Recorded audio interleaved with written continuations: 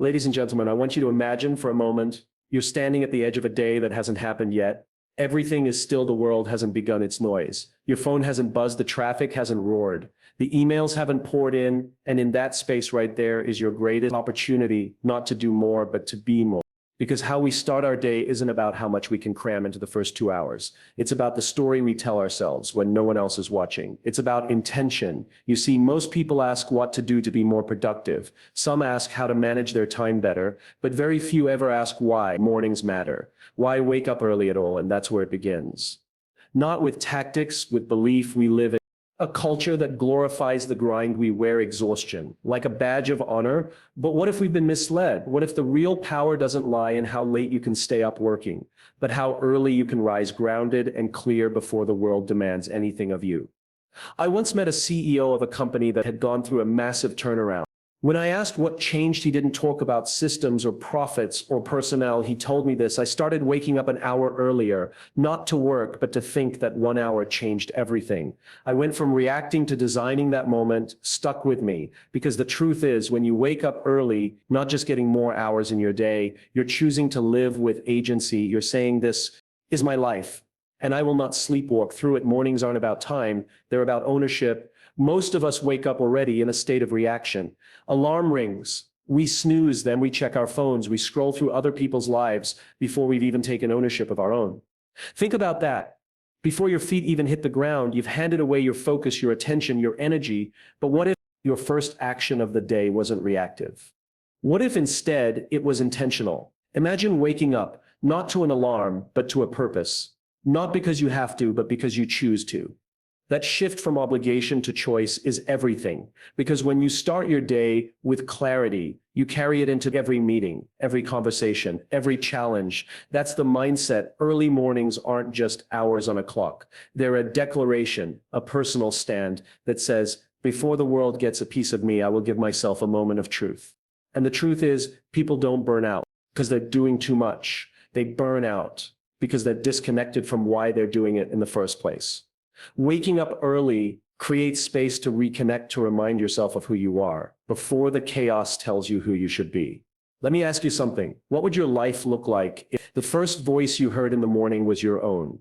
Not a notification, not a demand, but your own clear, quiet voice saying, this is the kind of person I want to be today. That's what early mornings give you. Alignment, and from alignment comes direction. This is not about becoming a morning person. This is about becoming a mission-driven person. It's not about whether the sun is up. It's about whether you are up mentally, emotionally, spiritually ready to lead your life instead of follow it. There was a time when I thought waking up early was just a productivity hack, that it was for elite athletes and CEOs. I thought it was about getting a head start on emails or sneaking in an extra workout. But I've since learned that it's far deeper than that. It's not about doing more. It's about being present before the day pulls you in 100 directions. It's about breathing before performing, being before producing.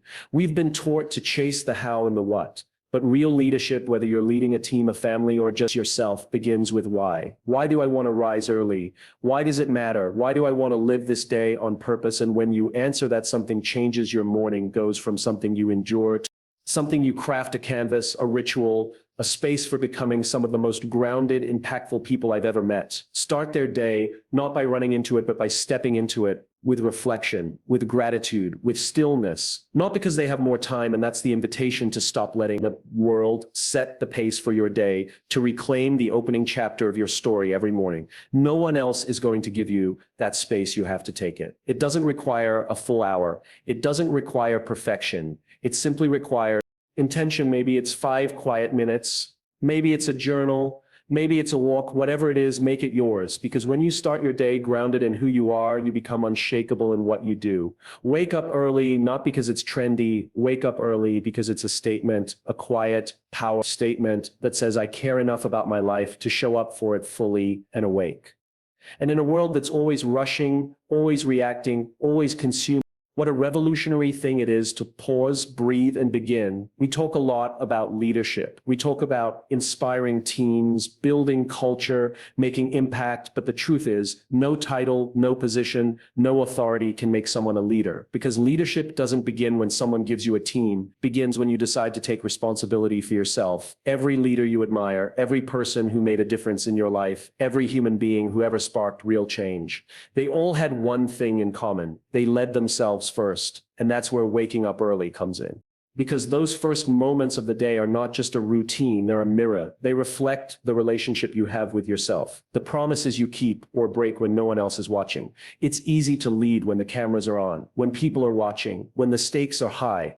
But real leadership shows up in the quiet, boring, often invisible choices, like whether you choose to get up when you said you would, whether you choose to start your day with intention or drift into it with distraction. No one sees that part, but that's the part that builds trust, not with others, with yourself. And here's the thing about trust. You can't give it to others if you haven't built it internally. First, if you can't lead yourself out of bed in the morning, how can you expect others to follow you into uncertainty? If you can't show up for yourself, why should anyone believe you'll consistently show up for them? Now, it might sound harsh, but it's not meant to shame. It's meant to awaken. Because the greatest act of leadership is not giving a rousing speech or closing a deal. It's modeling the kind of discipline, clarity, and character you hope others will carry forward. I remember sitting with a young entrepreneur who had just started her first company. She was brilliant, motivated, full of energy, but her team was unraveling. People were missing deadlines. Showing up late, energy was low. She wanted to know how to inspire them, how to motivate people. She asked, and I asked her, "How are you starting your day?" She paused. "What do you mean?" I said. "Before you try to lead your team, how are you leading you?" And she realized she wasn't. She was rushing. She was reacting. She was starting her days in chaos. So her team mirrored her energy. Leadership always begins with modeling people. Don't follow words, they follow behavior. They follow presence, and presence isn't built in meetings. It's built in mornings. One decision at a time. Commitment at a time when you rise early, not for the sake of being productive, but to be prepared. You give yourself a chance to become the kind of person others want to follow you. Bring calm into chaos. You bring vision into the fog, and that starts before sunrise. When you lead yourself well, you move into the room differently. You listen more deeply. You speak more intentionally. You don't need to dominate the space. You anchor it. People feel that, and yet so many people are trying to skip this step. They want to influence others without first becoming someone worth following. They want results without rhythm, clarity, with consistency. But people don't rise because of charisma. They rise because they're grounded. When you wake up early and take time for yourself, whether it's 5 minutes of reflection, 20 minutes of reading, or just sitting in silence, you begin to lead with presence.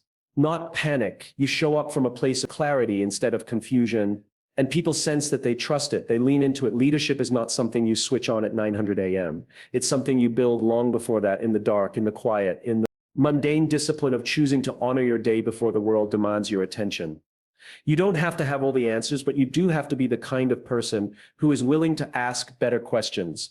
And those questions begin when you ask yourself every morning, who am I going to be today? What kind of leader do I want to show up as? What energy do I want to carry into the world? And if you can't answer that question, don't be surprised when the world answers it for you. That's the tragedy. So many people hand over their day before it even begins. They wake up reactive, they respond to texts, check social media, scramble through breakfast, and by the time they walk into a room, they're already drained, already behind, already scattered. But when you lead yourself first, you walk in full, and fullness is contagious. Imagine a leader who walks into the office having already connected with their purpose that morning. Imagine a parent who sits with their child having already found stillness before breakfast. Imagine a coach who meets their team after spending the morning reflecting on what matters most.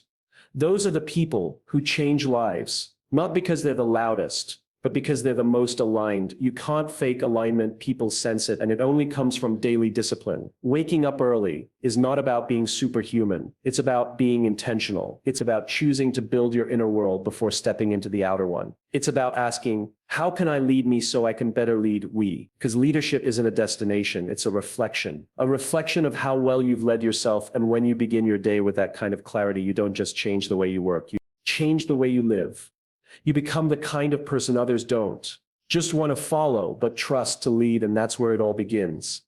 Not in the boardroom, not in the office, not in the results, but in the quiet decision you make every morning when no one is watching. Will I lead myself today? There's a sacred part of the day that most people never experience, not because they can't, but because they've never slowed down long enough to notice it. It's the early hour before the noise begins, before notifications, before meetings, before traffic pressure and expectation flood in. It's the stillness before the storm, and it might just be the most powerful space in your entire day. That space, those quiet hours are not empty. They are full of clarity, full of breath, full of truth. And yet in a world addicted to speed, they often get overlooked. We chase momentum deadlines, and the next thing, but what if the most strategic decision you made wasn't to move faster, but to pause sooner? You don't need more time, you need more presence. And presence lives in the quiet. There's a reason some of the most grounded people you meet seem unfazed by chaos. It's not because their lives are easier. It's because they've learned to find stillness before the storm. They've claimed the early hours as their own, not out of obligation, but out of wisdom, because they know something most of the world forgets. You can't meet the demands of the day from a place of emptiness. We live in a society that rewards the busy, that celebrates the overwhelm. But noise isn't a sign of progress. Movement isn't always a sign of meaning. And starting your day with chaos doesn't make you strong. It makes you scattered. Waking up early is not about grinding. It's not about checking boxes. It's about claiming space for your soul. Before the world tries to rent it out, think about how most people start their day. They roll over, check their phone, scroll through a feed of curated lives and artificial urgency before they even leave their bed. Their mind is hijacked, and from that moment on, they're not leading the day, they're chasing it. But when you wake up early and step into silence, something shifts. You meet yourself before the world meets you. And in that meeting, you remember who you are. Stillness isn't weakness. Stillness is strength under control. It's not the absence of activity, it's the presence of intention. Have you ever noticed how your best ideas never show up when you're rushing? They don't come in the middle of frantic emails or multitasking meetings. They come in the shower, on a walk, sitting by yourself with a cup of coffee. Why? Because insight doesn't come through pressure. It comes through space, and space is what the quiet hours give you when you start your day in stillness. You begin with alignment, not anxiety, and alignment isn't a luxury. It's a prerequisite for impact. I once spoke with a firefighter who said, "You don't rise to the occasion, you fall to your level of training." That stuck with me, and it applies to life just as much as it does to emergencies. You don't rise to the urgency of the day, you fall to the level of your preparation. And there's no better time to prepare than when the world is still asleep. The early hours are your training ground, not just to rehearse your goals, but to reconnect with your values, to remember what actually matters before the to-do list convinces you otherwise. This is not about perfection. It's not about waking up at 4:30 and meditating on a mountaintop. It's about starting small. Sit for 5 minutes in silence. Maybe you write one line in a journal. Maybe you walk outside, breathe the morning air, and say, "I'm here, I'm alive, and I'm choosing how I show up today." That choice, that simple, intentional act is leadership. Because stillness doesn't mean doing nothing. It means doing the right thing first. It means listening before speaking, breathing before acting, grounding before charging ahead. And when you develop that rhythm, when you own your quiet hours, you stop being reactive and start being responsive. You move from survival to strategy. You become the calm in the room, not the chaos. People notice that we've all been in rooms where someone walks in and, without saying a word, changes the atmosphere. Not because they're loud, but because they're anchored. That's not charisma, that's character, and it's forged in the quiet. In a world where everything is urgent, the ability to pause is rare, but rare is where the power lives. The storm is inevitable. Life will throw curveballs. The emails will come, the challenges will rise, but the question is not whether the storm will come. The question is whether you'll meet it from stillness or from stress. You don't need to control the chaos, you just need to stop letting it control you, and that begins in the morning before anyone else gets a piece of you. Before expectations take over, that's when you set the tone, not just for your schedule, but for your state. You have a choice. Every morning, start your day in distraction or start it in design. One leads to exhaustion, the other leads to elevation. Stillness is not a delay, it's a preparation. It's the moment where your values and your vision shake hands before you go out into the world. And when you begin your day with that kind of congruence, you walk through the day with integrity. This isn't about productivity hacks, it's about human leadership. And the truth is, you can't lead well if you've never listened. Stillness gives you that listening space, not just to the world, but to yourself. What do I believe? What matters to me today? What kind of energy do I want to bring? What am I committed to even when it's hard? You don't answer those questions in the middle of a meeting. You answer them in the quiet before the storm. So don't just wake up early to be present, be grounded, be aware, because once the noise begins, it's too late. Once you're in the storm, you don't rise, you return to your baseline. Let that baseline be calm. Let it be rooted. Let it be intentional. And the only way to build that baseline is to own your quiet hours. The world doesn't need more frantic leaders. It needs more anchored ones. People who know who they are before they step into the noise. People who show up clear, not chaotic, present, not panicked, certain not of every outcome, but of who they're committed to being. And that kind of certainty doesn't come from luck. It comes from stillness, from starting each day with the courage to be quiet. The storm will come, but you will be ready, not because you're the loudest voice in the room, but because you listen first. Confidence is one of the most misunderstood traits in the world. People think it comes from talent, from results, from charisma, but it doesn't. Confidence comes from keeping promises to yourself. It comes from doing the hard thing, even when no one is watching, especially when no one is watching. And that's why waking up early is so powerful. It's not about the hour, it's about the act, the decision, the quiet commitment that says, I will show up for me today.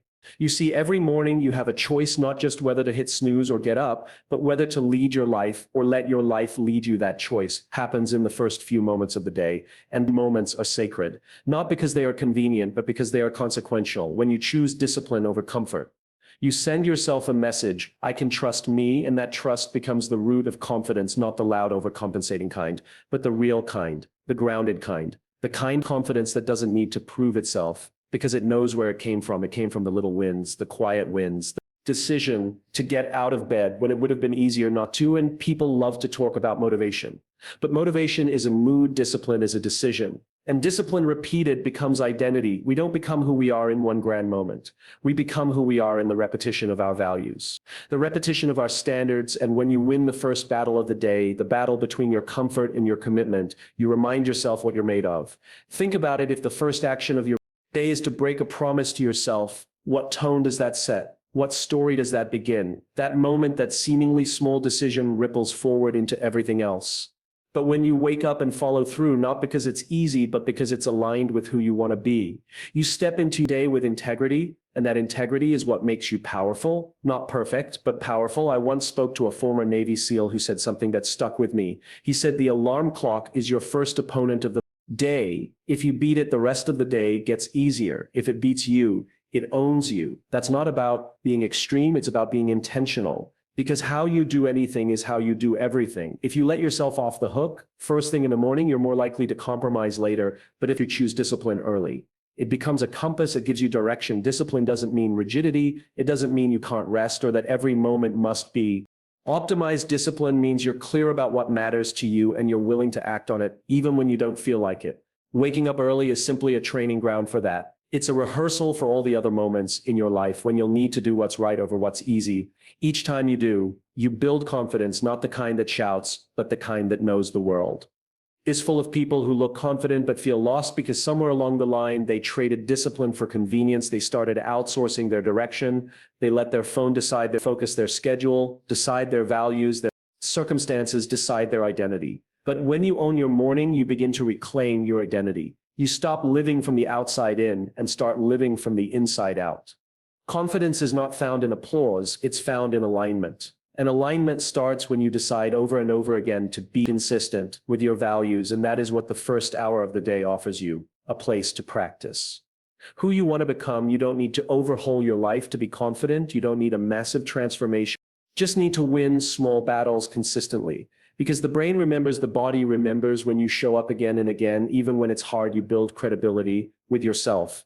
And when you believe yourself, you don't need the world to validate you. That's the root of all great leadership. Not being the smartest, not being the most talented, being the most trustworthy, starting with the trust you've built internally. We trust people who are consistent, who are grounded, who aren't just reactive but intentional. And those traits don't start on the battlefield or the boardroom. They start in the bedroom, when the alarm rings, when you make your first choice of the day. So no, it's not about waking up at 5 a.m. because it sounds impressive. It's not about joining the morning club or optimizing every minute. It's about practicing discipline in the quietest moments so that you can carry that discipline into the loudest ones. It's about starting your day with a wind so that when the challenges come, and they always come, you're already standing on solid ground. You don't need to be motivated to do it. You need to be committed. Motivation is seasonal. But character that's built in the dark when no one is clapping, when no one is watching, wake up early because it reminds you that you are not at the mercy of your comfort, that you are stronger than your excuses, that you can follow through even when it's inconvenient.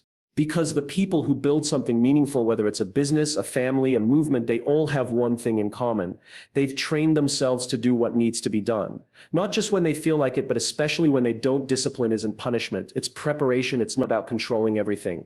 It's about choosing something on purpose, and every morning you get that chance. Win the first battle. Keep the first promise. Stand for who you say you want to be.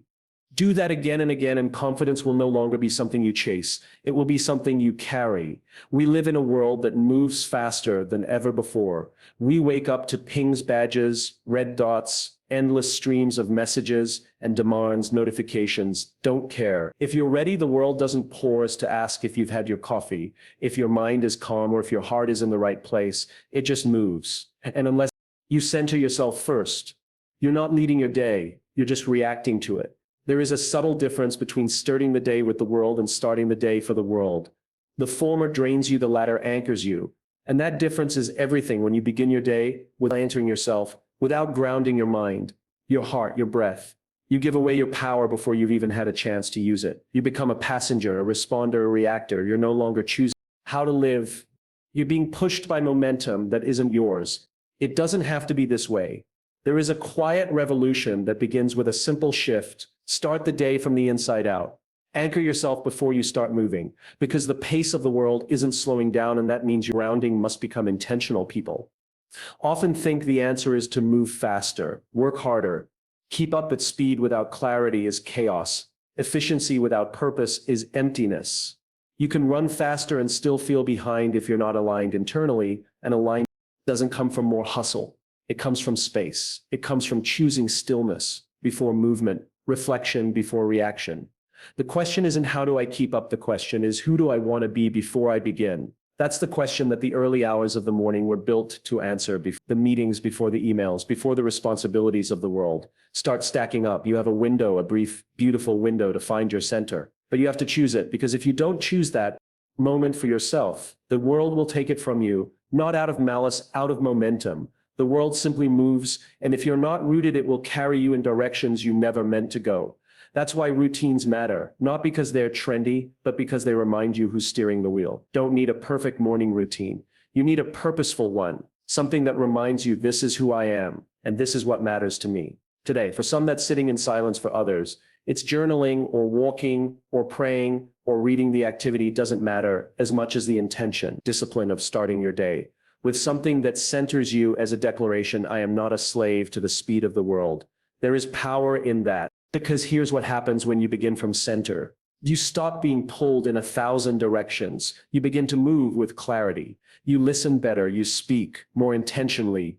You don't just react, you respond. And that's when leadership begins. That's when impact happens. Have you ever noticed that the most grounded people in the room are often the quietest? It's not because they don't have things to say. It's because they've already said them to themselves in the early hours, in the silence, in the moments before the noise. They don't need the world to affirm their value, because they've already connected to it at the start of their day. They don't need to rush, because they're not chasing validation. They're moving from vision, from alignment, from center, and center isn't a place you stumble into. It's a place you build brick by brick, morning by morning, choice by choice. You've probably heard the phrase, put your oxygen mask on first. It's cliche, but it's true. You can't serve the world well if you're constantly gasping for air, and centering yourself first thing in the morning is how you put on your oxygen mask.